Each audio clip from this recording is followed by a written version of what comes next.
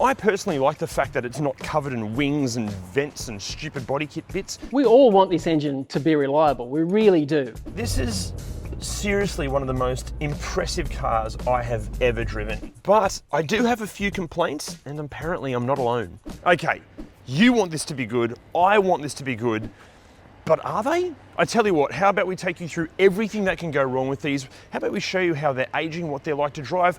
Most importantly, we're going to tell you if we think you should buy one or not. But before we get to all of that, we need to unpack the Mk8 Fiesta ST. So first of all, here in Australia, we missed out on the first kind of bunch of Mk8 Fiesta STs, but you know what?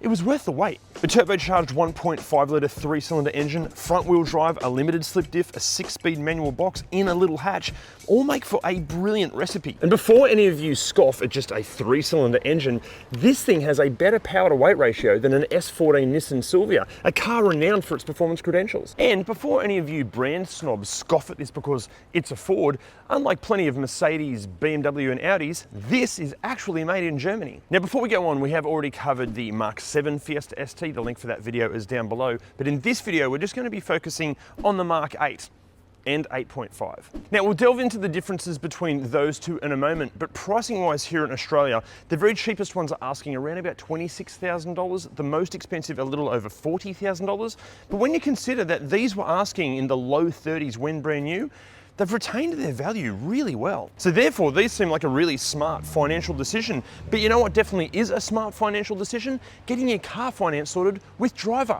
How's that for a segue? Look, I'm not going to bore you with all of the details in this video, but just know Driver pretty much exists to get you the best possible finance deal, and we've never experienced an easier way to sort out your car finance. Plus, if you lock in your car finance via the link down there, we're going to give you $150 worth of free fuel. It doesn't get any better than that. Now, we only received the ST as a 5-door hatch over the previous generation's 3-door only body shell. That is a win for practicality, but many people claim that this now looks too sensible.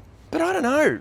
I still think this looks like the quintessential hot hatch. In fact, I like the fact it's more hot hatch looking than a Polo GTI, but also way more mature than an i20N.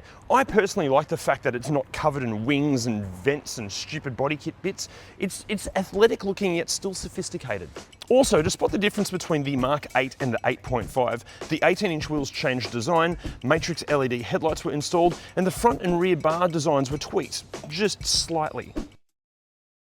Inside, the update changed the seats, this instrument cluster was changed to a screen, and it actually lost a couple of safety features, but more on that in a second. Elsewhere, both pre and post facelift STs get all of this stuff and more. If you do need all of the specific details on all of the features, go to ReDriven.com and check out the ST's free cheat sheet. It'll answer all the questions that you have. But as far as actually using these features, Sync 3 is so intuitive, really good to use.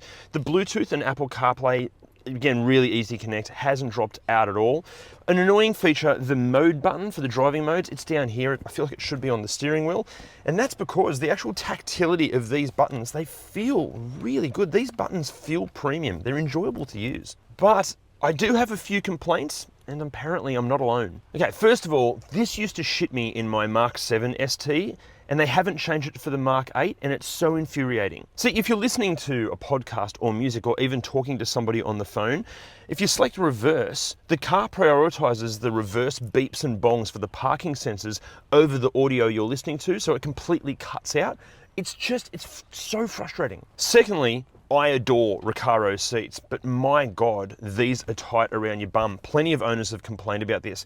The seats are fantastic on a short carve through some corners or just on a short journey, but on a long trip, your bum gets squished in. I'm not the biggest guy, but your bum gets squished in here, so you just get a really bad case of numb bum after about an hour of driving. Apparently the updated seats, they fix that, and according to many owners, even the later model of the pre-update Recaros, they're a little bit more spacious around the derriere. But aside from all of that, the ergonomics are absolutely spot on. All too often in some hot hatches, they have you sitting too high.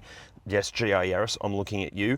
But in this, you can sit nice and low and hunker down. The steering wheels, you can telescope it in and out, and the driving position is excellent. Even where buttons and everything are, excellent ergonomics. Now, the quality of materials aren't too bad. Some people complain about this, but you've got to remember, this is a budget-conscious hatchback first and a performance car second, so you do have to expect some cost-cutting measures here and there. Look, it doesn't feel cheap and nasty at all, but there are some scratchy plastics here and there, and little things like this door pull's a bit squeaky. It would be nicer if they were a higher quality, but then the car would be more expensive. But in saying that, those hard scratchy plastics often mean good resilience. This car is used as this owner's everyday driver, and it does get a workout, but you'd never know. The wear and tear is fantastic. All the plastics look great. Even the Alcantara and kind of leather effect on these seats still wearing nicely. The bolsters are still in really great shape. Wear and tear, considering the workout it gets, excellent. Obviously, every Fiesta ST example is going to be different on how it's used and treated, but in this, yeah, really good. Now, being a hot hatch, it does need to be fun to drive, but it also needs to be practical. Is it? Here we go. First of all, glove box, great size glove box, and a second little shelf up the top. Really good sized door bins. You've got a little hidden cubby hole just here, wireless phone charging pad there, 3 cup holders, one for small pretentious coffees like I'm gonna go Mk8 today. That'd be perfect down there. Love them. Good little cubby bin here, and that's, oh, and sunglasses holder up there. That's it for practicality up front. Now, before we show you what the back seat is like, really cool feature, that protects the doors. Brilliant. Now in the back seat, I'm exactly 15 centimeters taller than another small yet stylish high performer with the initials ST, Mr. Stanley Tucci. This is in my driving position, and this is terrible back here. I've got to do the full OnlyFans style leg spread to get my legs in. There's hardly any foot room. The headrest has to come up, otherwise it's digging into your neck like it's a dodgy Thai massage. Not comfortable back here. Probably good for kids or really small trips, or if the driver's heaps shorter than me, but yeah. The seats are very comfortable, the actual seat, but that's about the only thing comfy back here. And because of how honestly uncomfortable it is back here, hardly any wear and tear. The owner has mentioned that his dogs spend quite a lot of time back here, so there's a bit of dog hair and whatnot around, but there's no scratches. The back is wearing really well. Then as far as practicality in the back seat, you've got a little cubby hole thing here, 2 mat pockets, and the doors have pockets, but if you've got legs, you're not going to be able to get your arm into the pocket to get anything out of it.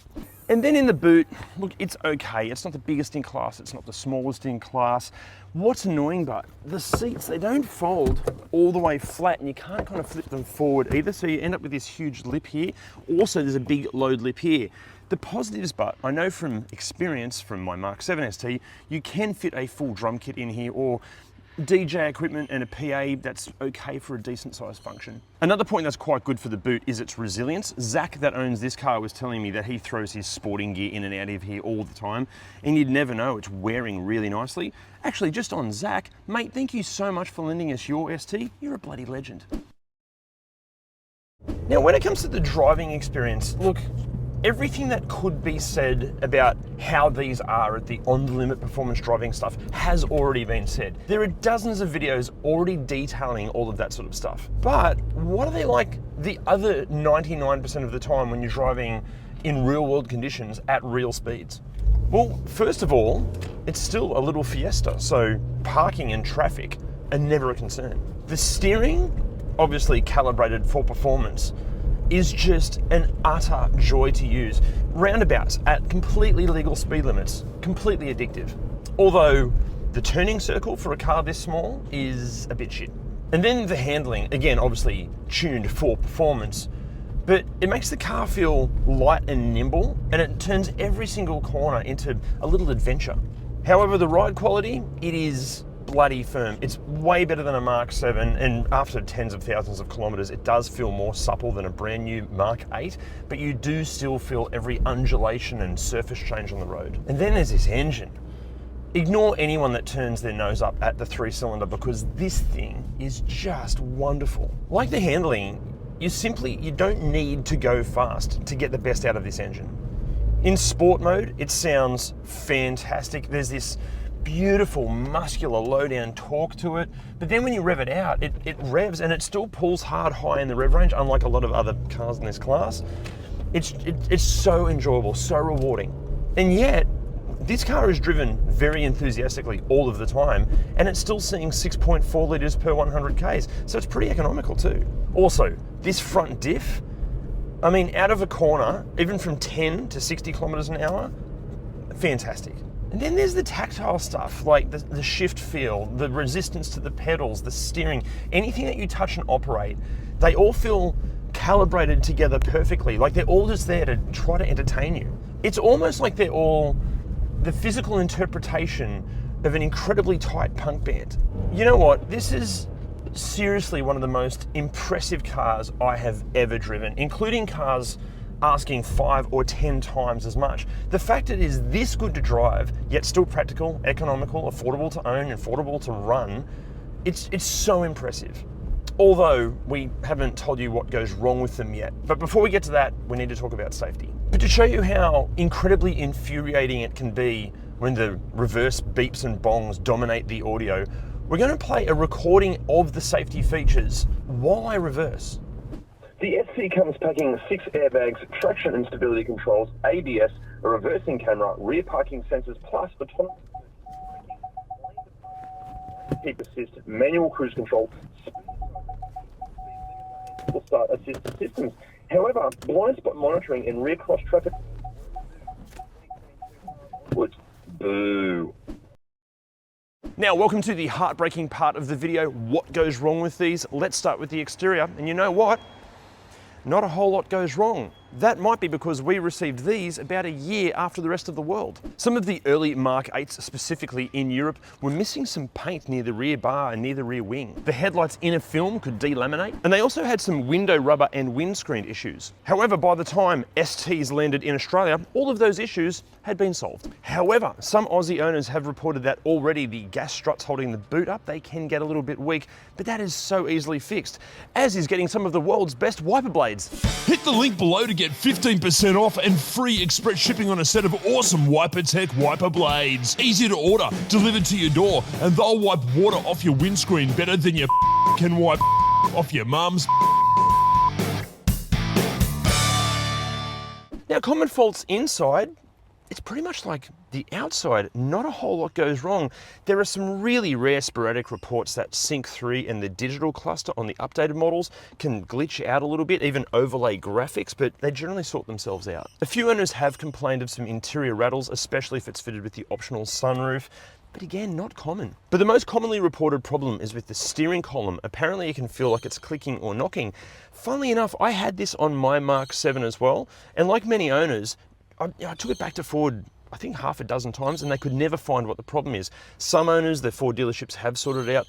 Other dealerships have just said, it's a Fiesta ST thing, deal with it. That's complete bullshit. You can fix it because our resident mechanic, Jim, he fixed mine. Basically, what I'm saying, it shouldn't happen, it can be fixed, make them fix it. Now, just on the owners of these cars, a massive, massive thank you to all of the owners groups and forums that helped us research this video, especially Fiesta ST owners of Australia.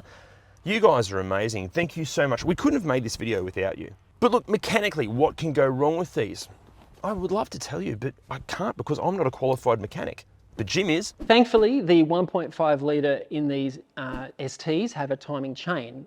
Unlike the god-awful 1 litre version of these engines that have a wet belt timing belt. Now those 1 litres with their wet belt, they have a specially designed belt that is specially designed to run in oil. Well, what's happening, that specially designed belt is failing because it's deteriorating in the oil. No one saw that coming.